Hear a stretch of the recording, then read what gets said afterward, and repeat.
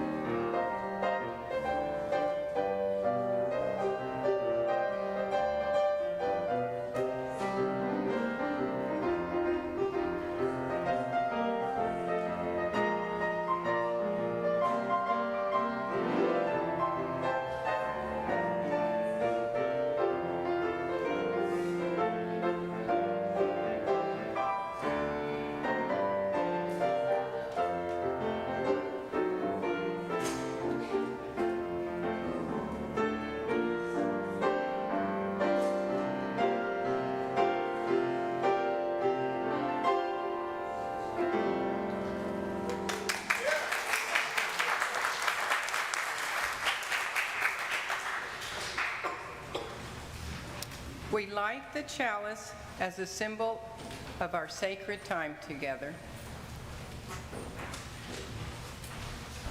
The burning chalice represents the light of reason and science, the warmth of loving community, the cleansing heat of justice, and the flame of hope.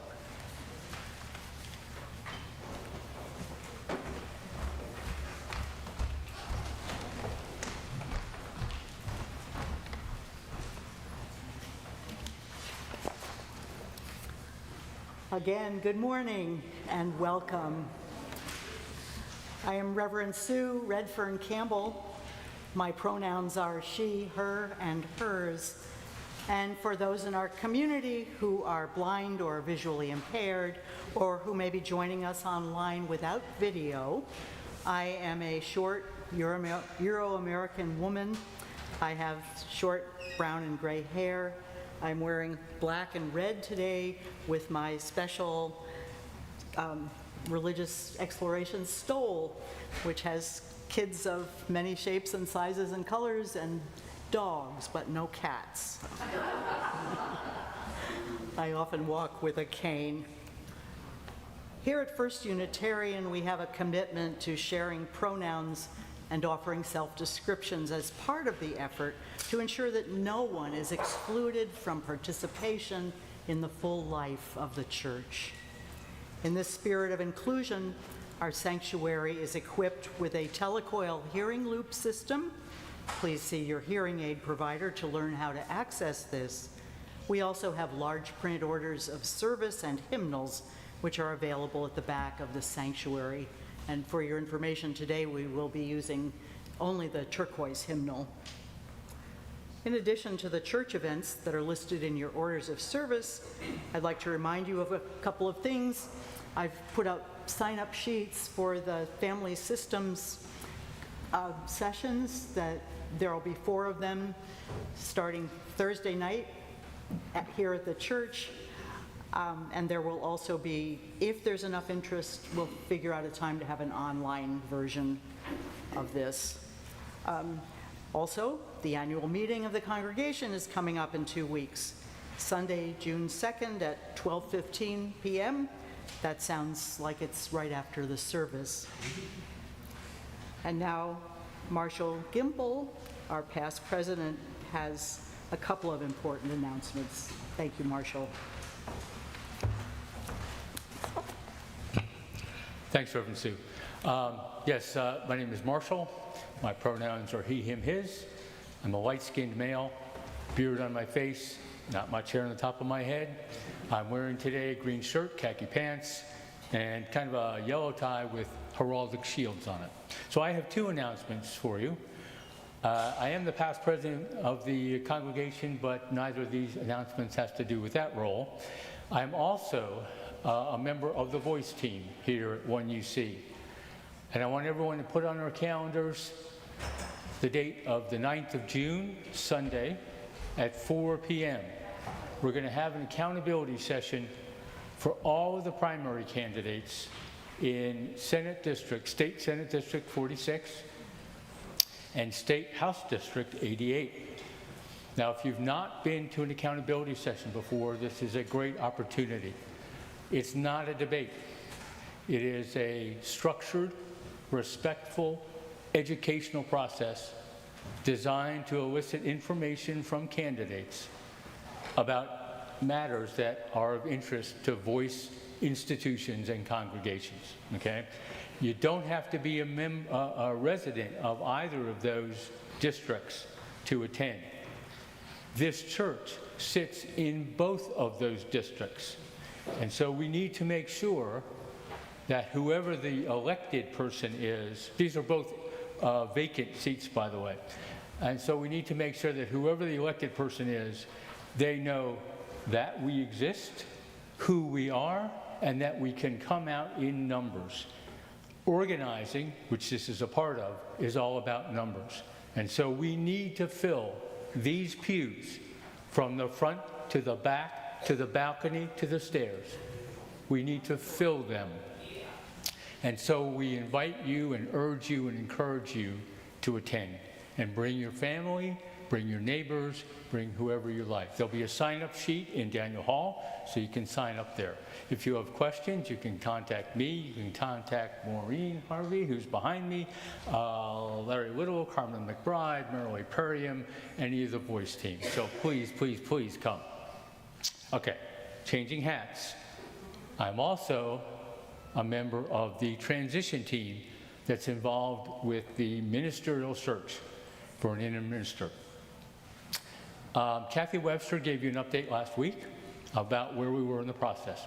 So we interviewed all our candidates, we ranked those, the candidates ranked the congregations with whom they spoke, and then there was this matching process. And we did not come up with any matches. That means that the people that we ranked, or ranked us, the candidates, had someone else higher up on their list who also put them high up on the list. This happens every year. It happens this year, it happened to about half a dozen congregations. So we found this out on last Wednesday. On last Friday, the transition team had a Zoom meeting with the UUA Transitions Office.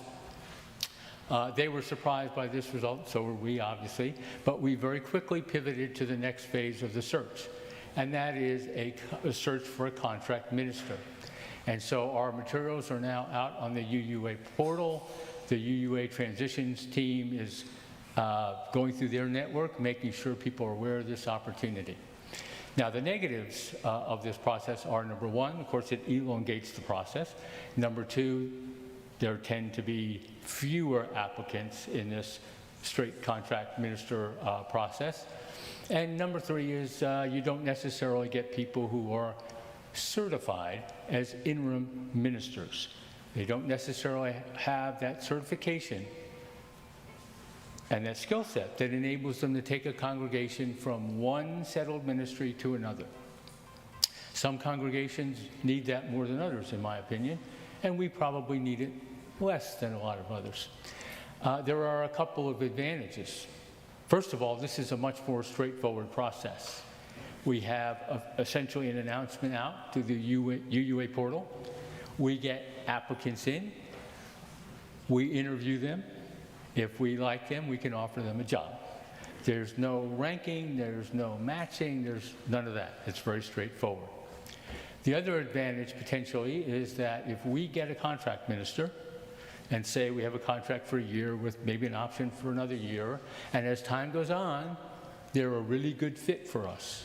We really like the way they perform their ministry, and they really get attached to the congregation. We can do what's called contract to call. We can make them, offer them an opportunity to be our settled minister directly. With the inter-ministry process, you can't do that. You don't have that option. So that's where we are. And we will continue to keep you posted. We're ready and willing as a transition team to interview applicants as they come forward. If you have questions, you can contact any of the members of the transition team. That's Ann Meeks, Deborah Shin, Catherine Webster, and myself. And now we return you to your normal program.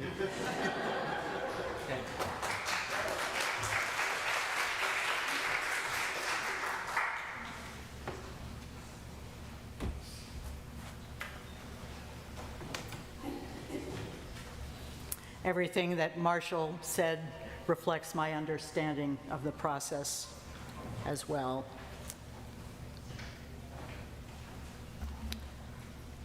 So as we continue to settle into our sacred time together, I invite you to take a few deep breaths.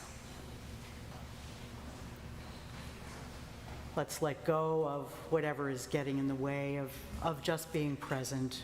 You've just received news that some of us have been carrying for a few days. Let's keep centering in with these words from Heather Petit, who is a candidate for the Unitarian Universalist ministry. If today isn't super much what we had hoped for, and some of it was disappointing or irksome, if there's a tangle where we wanted smoothness, and we're kicking stones, or heartsore, or confused, may there be small sustaining goodnesses, beingness in moments unexpected and sweet. May these be our soft-spoken reminders that being is not about perfections or best moments ever, ever. It's just being. We still are who we are, and that's exactly, truly enough.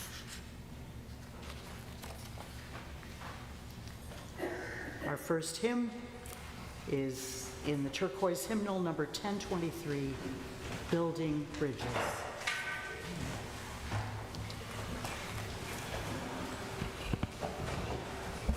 This morning we're going to be singing in a round. It is a favorite activity we do here at 1UC. And the round is going to be very interactive with the choir and the congregation. So, first, we'll sing the whole hymn, and then, if you look at the hymnal, you see numbers. We're going to have this side of the congregation sing 1 and 2, and 3 and 4. Now, this side of the congregation, when they get to 3, you start at 1. And then, the third time around, pick whatever entrance you want to So, first time, we sing it all through. Steve plays. Second time, we separate. 1, 2, 3, 4. When they get to 3, you start at 1. And then after that, Steve plays through, and then third time around, to your utensil, choose whatever place you want to start. That's going to be fun.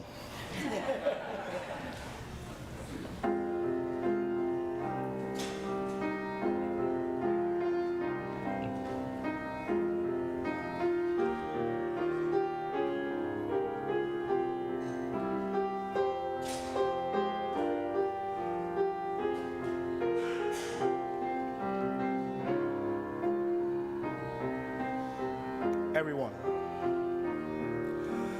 Building bridges between our divisions, I reach out to you, will you reach out to me?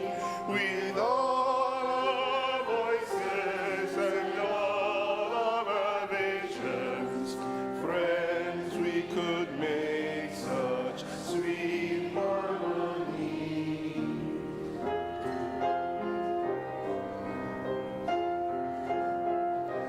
It's not yet time for the multiple entries.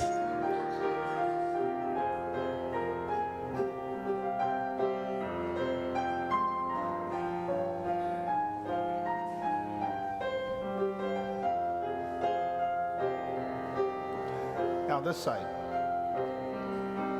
Building bridges between our divisions, I reach out to you, will you reach out to me?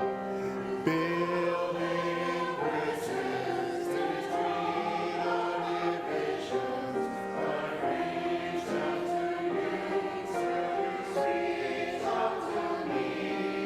With all our voices and all of our visions. Friends, we could make such sweet harmony.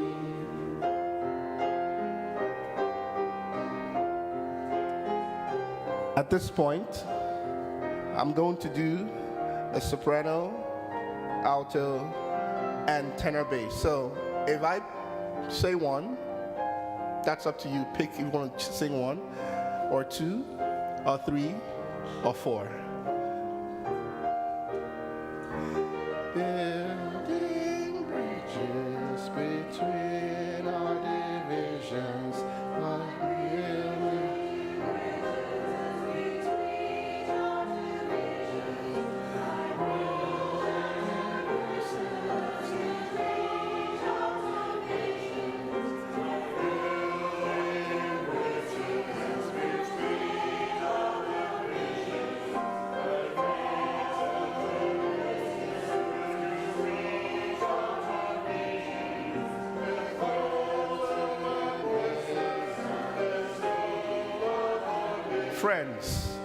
Friends, we could make such sweet harmony.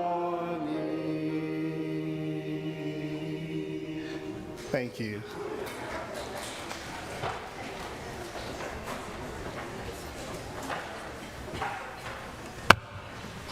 Good morning. My name is Tim Atkins, and I serve as your Director of Lifespan Religious Exploration. I am both big and tall, wearing rainbow glasses and a rainbow striped shirt. And I'm joined here by Carmen, our chair of the family ministry team.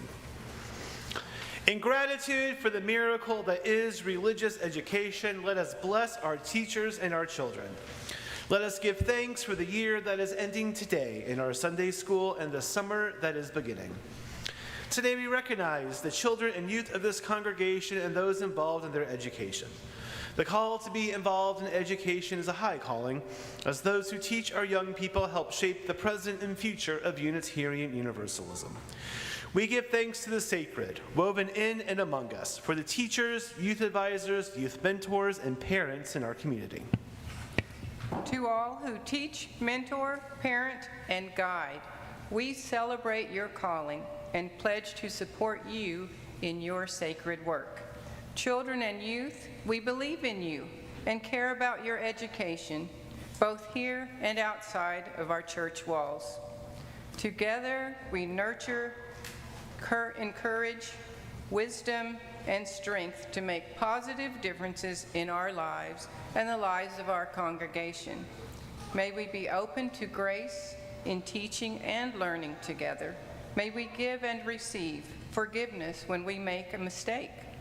May we be understanding with each other when we struggle. May we notice when a student needs something that we can provide. May we recognize the many gifts that children, youth, parents bring to us.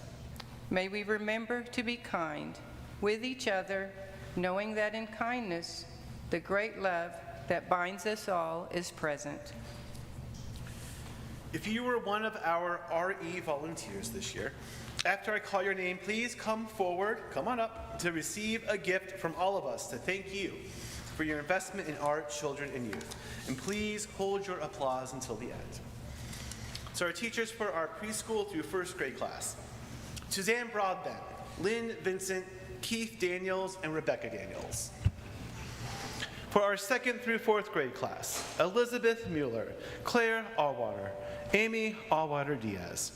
This year, they led our elementary school students in the UU Superhero Academy.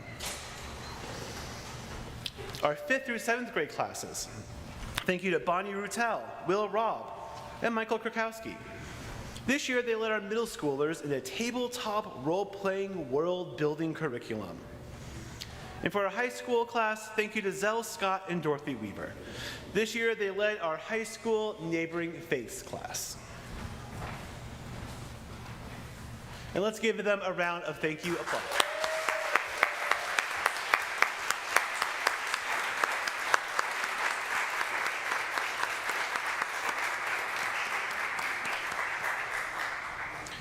May the blessing that we have shared together today and the blessing that each of us are to this community be present in our minds as the church summer begins.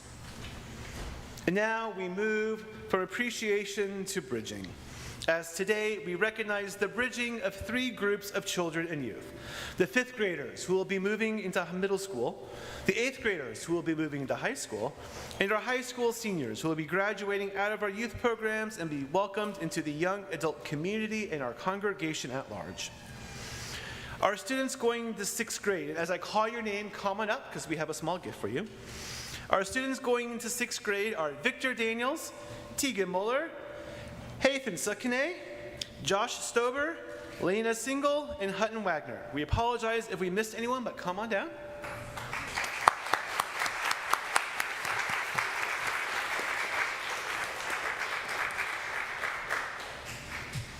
All of you are receiving some small gifts. You'll receive a small mirror so that you can see no matter how you grow, you are still the same you. And you will receive a small flashlight, which you may want to use after we turn off the lights at a middle school lock-in. And you will receive some bubbles to remind you to breathe deeply and to share your joy.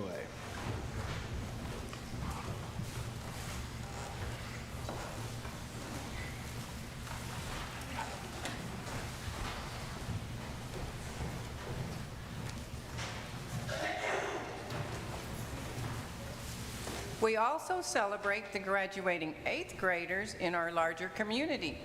Our students going into 9th grade are Ella Epperson, Marble Fielding, Liliana Rydberg, and Rosalina Wagner. We apologize if we missed anyone. To the 8th graders, we give you some bubbles, an eraser, and a Care Bear to remind you that you always have friends here at First Unitarian. Going from middle to high school can be a scary transition. We've all been there. To the 8th graders, we remind you to breathe deeply and share your joy. Remember, when things go wrong, you can always start all over again.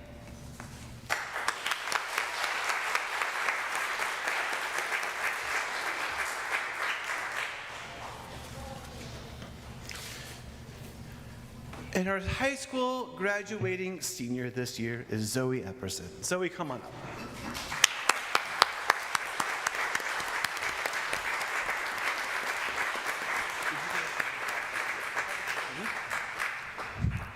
High school graduates, or graduate, you'll receive some bubbles to remind you to breathe deeply and to share your joy. You'll also be getting some UU swag, a great collection of readings from you young adults, in a sailboat chalice. And you're also going to be receiving a rose with thorns. Reverend Sue will explain what this symbolizes. When we perform a child dedication in our congregation, we give a young child a white rose without thorns.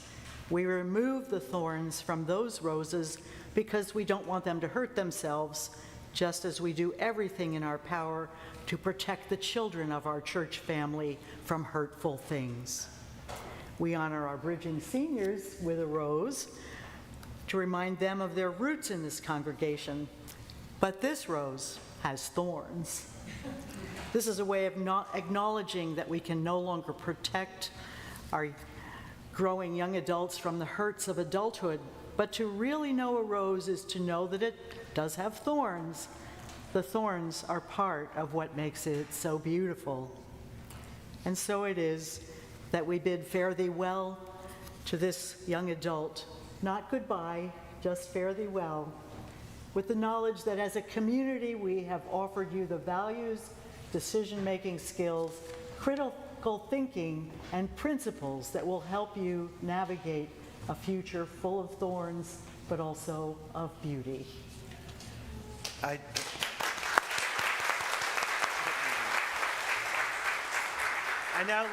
now like to invite Zoe to share what's next on your journey, and then we will lead into a covenant. Hello, my name is Zoe. My pronouns are she, her, hers, and a little description of me. I'm wearing a blue dress, I have mid-length brown hair, and I turned 18 last week. Woo! So, yeah. My future plans, I'm heading to Case Western Reserve University. It is in Cleveland, and I am this year's Andrew and Eleanor Squire Scholar, which means they have paid for my tuition. Major W, let's go. And although I will not be here in Oklahoma City with you all, I will be here during some of the summers, and I will take with me, as you said, all of the values and principles that you all have instilled in me. I've been here a very long time, and I have a lot of memories with a lot of my teachers in the classes and at Chalice Camp and Robbers Cave, and it's been very meaningful to me, and I'm very grateful for everything you all have done for me.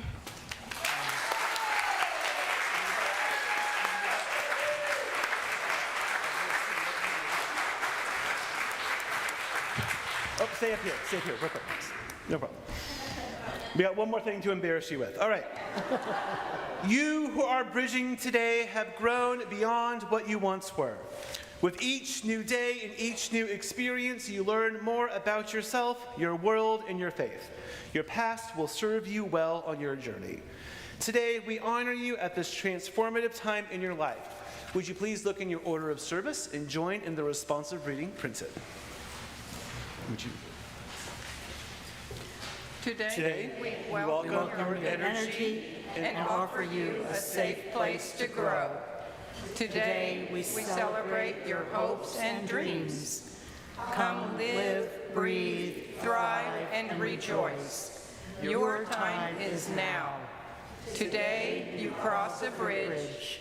Go now and make choices that make you happy. We will support and nurture you. You are amazing.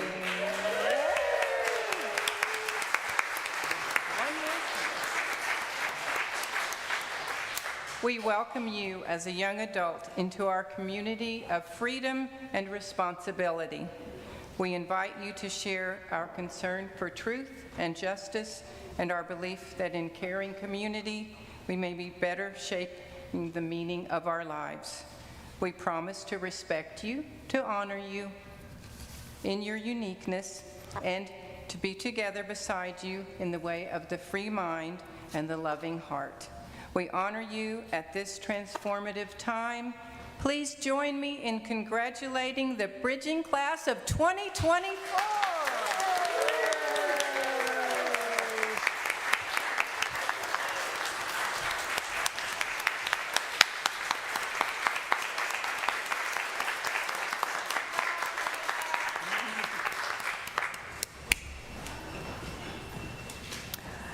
We have one more special recognition and celebration today. 3 members of the Girl Scout troop that meets here at the church are receiving their silver awards. Now, Scouts usually earn the silver award in early high school or upper middle school, I believe, and to earn it, each must show leadership. They must research and address a root cause of an issue in the community, and they must create a plan to make the project sustainable. So Jessica Lothrop and Denise Chambers, the troop leaders, have come forward, and they will introduce the 3 Silver Award recipients. And each Silver Award recipient, after Jessica speaks, will speak very briefly about what they accomplished in earning this award. Good morning, everyone. My name is Jessica Lothrop. I'm the leader of Troop 3115. This is Denise Chambers. She's my co-leader and my strong right hand. We're part of the Blazing Trails Service Unit, Unit 638, and we're part of the Western Oklahoma Council. This is we are here to celebrate an exceptional achievement in the Girl Scout Silver Award. The prestigious honor represents the dedication, leadership, and service of our young Scouts in making a positive impact in their communities. The Silver Award is the 2nd highest award a Scout can earn, the Gold Award being equal to an Eagle Scout Award in the BSA tradition. The Girl Scout Silver Award is not just a badge, but a symbol of empowerment. It signifies a commitment to creating lasting change, one project at a time. Whether it's addressing environmental concerns, advocating for social justice, or supporting those in need, Silver Award recipients embody the spirit of compassion in action. Through this award, our Scouts learn invaluable skills such as project management, teamwork, and problem solving. They embrace challenges with courage and resilience, demonstrating that age is never a barrier to making a difference.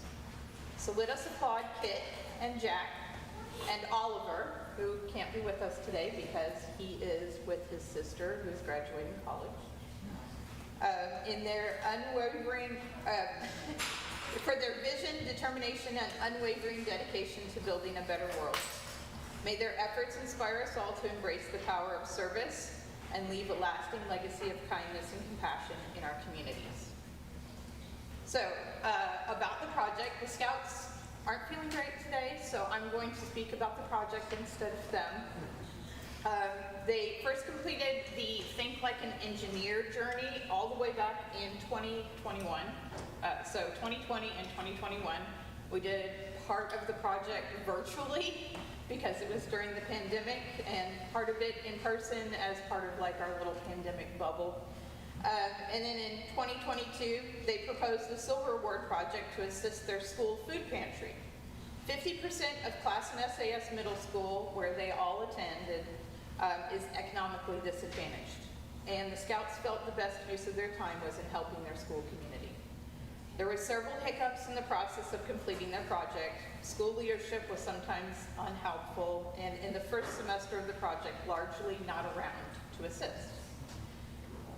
Despite that, the Scouts pulled off a very successful necessities drive to collect items needed by students. You might remember a collection box here in the church asking for items like toothpaste, toothbrushes, deodorant, hand soap, period products, shampoo, and conditioner.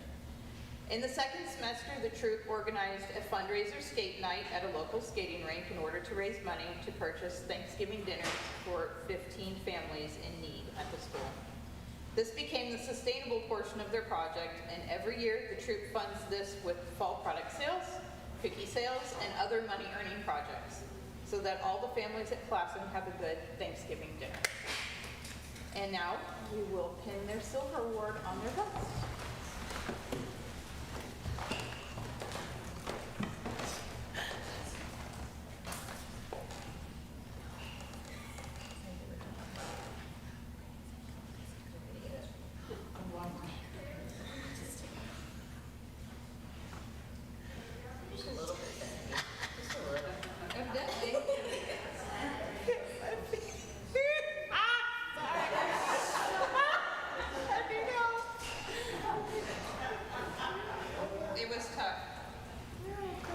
They just want to come in class.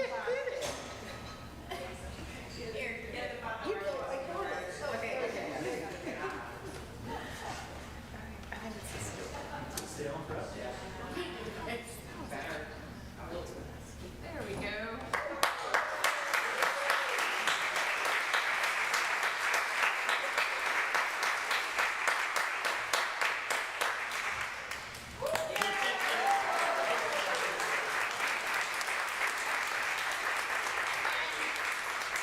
We as a church appreciate all of the assistance that this church has given us, a place to meet for free. We cannot thank you enough for that. It is increasingly difficult for Girl Scout troops to find a place to meet that won't require them to pay money out of their cookie money every year. We run strictly on donations. We don't get money from the council. All of the money that we have as a troop is either given to us by somebody else through cookie sales or fall product sales. So if you see a scout selling you cookies, please buy some. Please buy some for other people too. Or donate. Or donate money, yes, that's always good too. We do a lot of fun things. We go camping, we go and assist with making cookies and other fun things for local firefighters and ER workers. And so if you have any questions, feel free to see me after church. We are accepting new members in the kindergarten to first grade age range, and we would love to have you in the troop.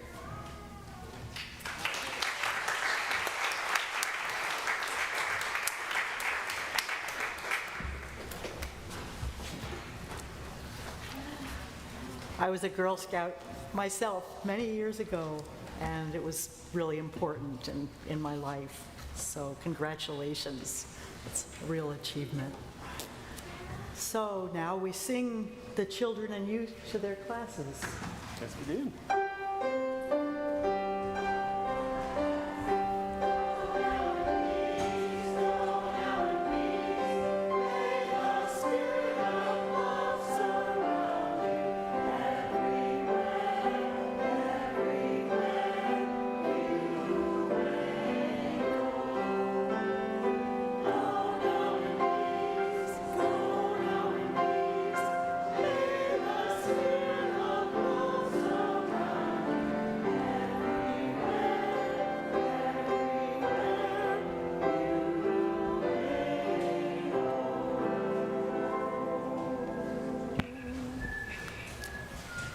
I should have mentioned, by the way, that after service, there'll be a reception in Daniel Hall, which is prepared in collaboration by the Girl Scout program and the Religious Exploration program.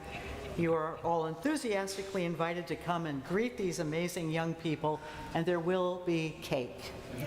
Yay! All right.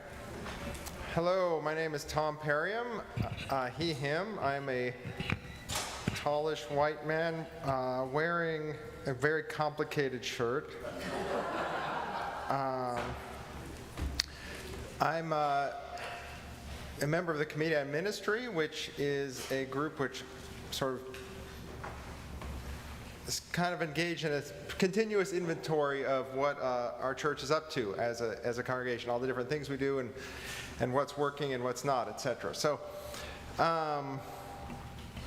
every Sunday we take an offering. Since 2002, all the cash and designated checks from that offering have gone directly to external nonprofit organizations doing good work, our Change for Change partners. For the month of May, our Change for Change partners Remerge Oklahoma.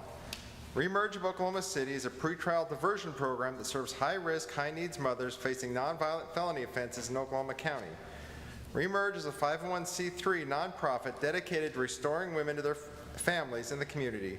They seek to impact Oklahoma's high rate of female incarceration and serve as a model of the power of rehabilitation.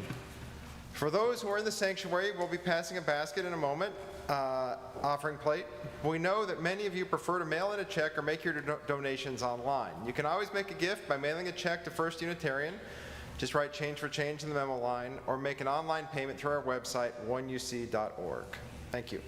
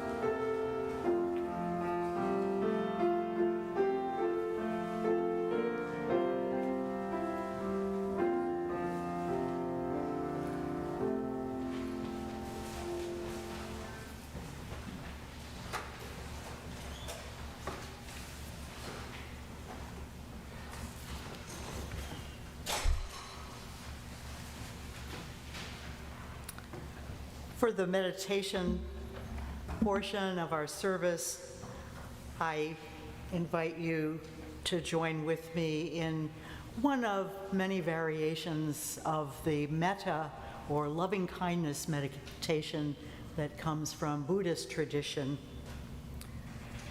Let's take a few moments to quiet our minds, to find a posture, whatever it is that helps you quiet your mind. If you wish, take a few cleansing breaths, breathing in and breathing out. And now I invite you to focus your attention on the experience of loving kindness. We begin by offering it to ourselves. And I invite you to say these words silently to yourselves after I have said them out loud. May I be happy.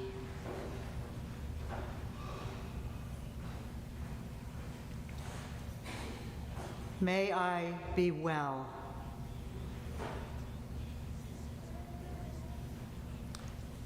May I be safe. May I be peaceful and at ease. Now that we've sent loving kindness to ourselves, we can bring to mind a friend or someone in our life who has deeply cared for us, has supported us, has always been on our side, has helped us in our experience of loving kindness. And we can send loving kindness to them.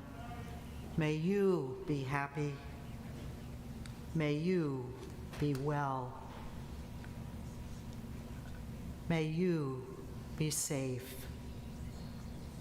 May you be peaceful and at ease.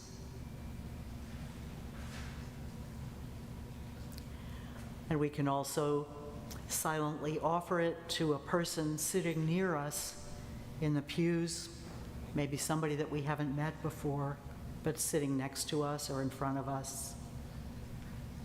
May you be happy. May you be well. May you be safe. May you be peaceful and at ease.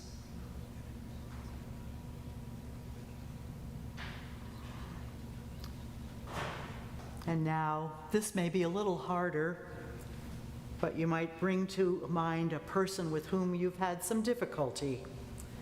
This could be in the past or it could be right now. If you're not able to do this, be gentle with yourself. But if you wish to try, you might offer loving kindness to that person. May you be happy. May you be well. May you be safe. May you be peaceful and at ease.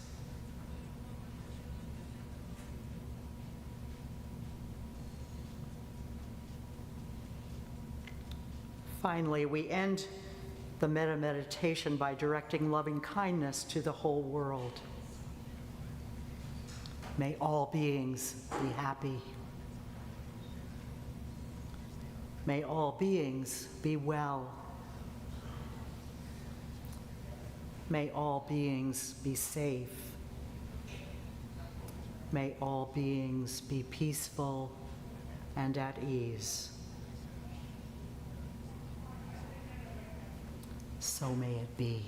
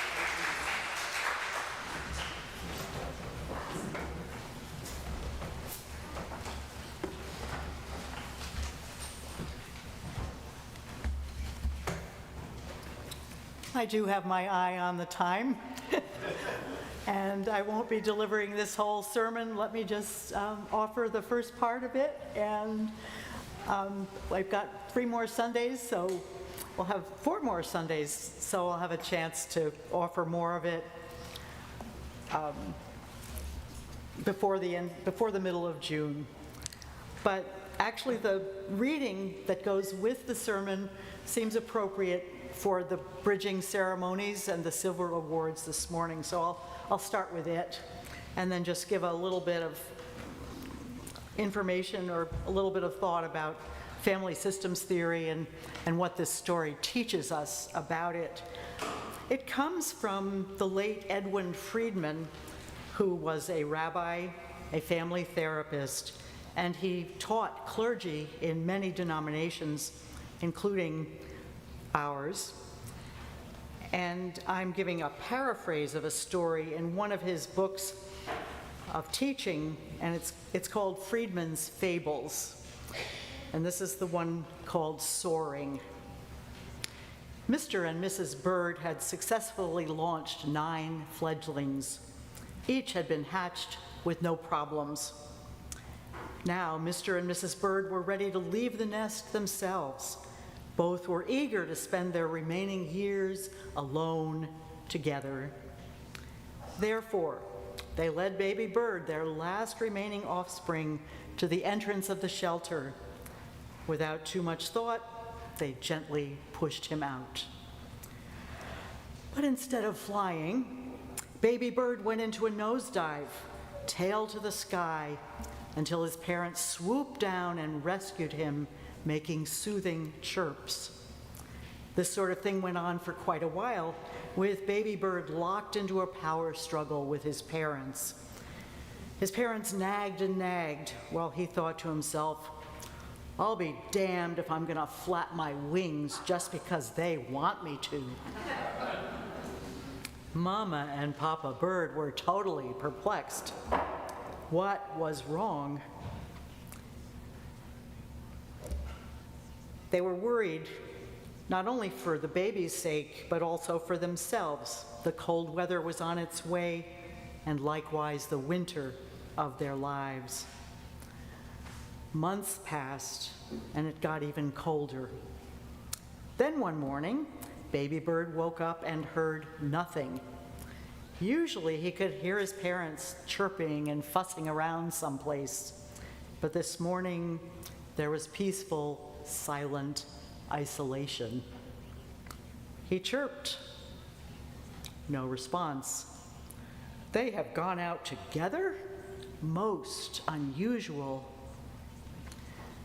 Baby Bird walked to the edge of the opening, and it was a particularly beautiful day, and the sky was seductively beckoning. He repressed the urge quickly and ducked back in. He decided to go back and wait for his parents to return, but he couldn't sleep. He found himself anxious, fidgety, and then he became angry. How dare they? Don't they understand that I can't make it alone? Don't they care? Finally, he thought, I'll show them. He went to the opening again. The ground was far away. He resisted the urge to look around and dove out. He began tumbling as before, end over end, and then he stopped tumbling and angled straight for the earth below, bracing himself eagerly for the triumphal splat. But when he was halfway down, something unexpected happened. Both of his wings, with no effort from him, pulled away from his body. He tried to tuck them back in, but air resistance prevented it. They proceeded slowly to span out further on both sides until fully extended. And of course, this pulled baby Bird out of his nosedive. As his body inclined upwards, his whole being felt an urge he had never felt before.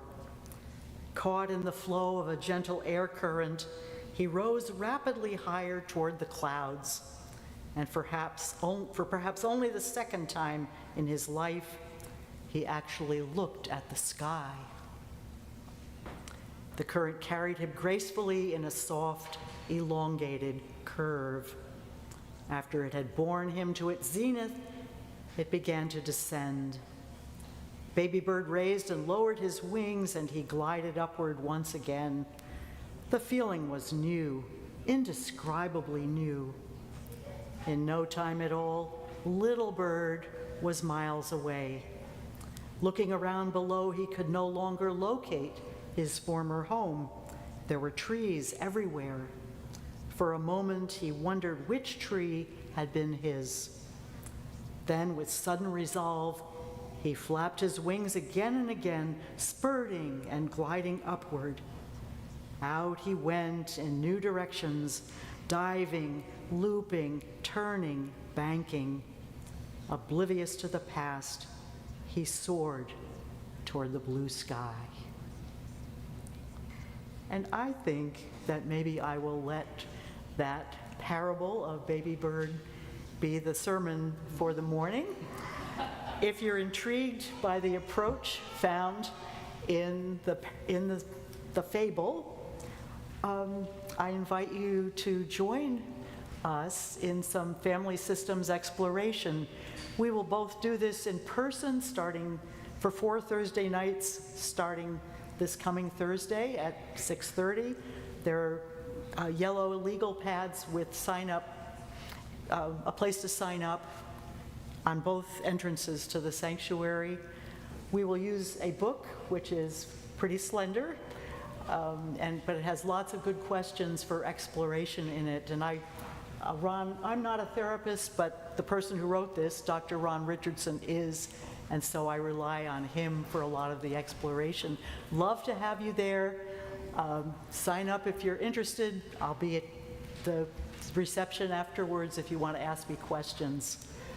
And now it's time for our last hymn, a beautiful hymn by Jim Scott, "Let This Be a House of Peace."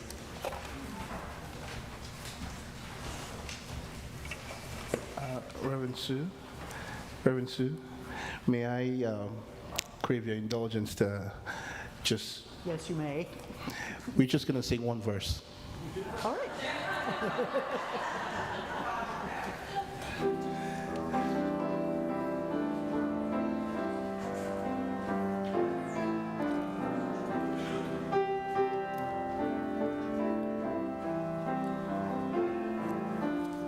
Let this be a house of peace, of nature and humanity, of sorrow and elation. Let this be a house, a haven for the healing, an open room for question and our inspiration.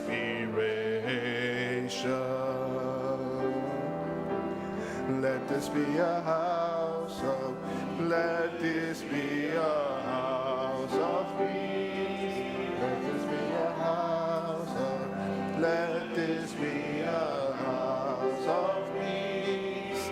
Let this be a house of, let this be a house of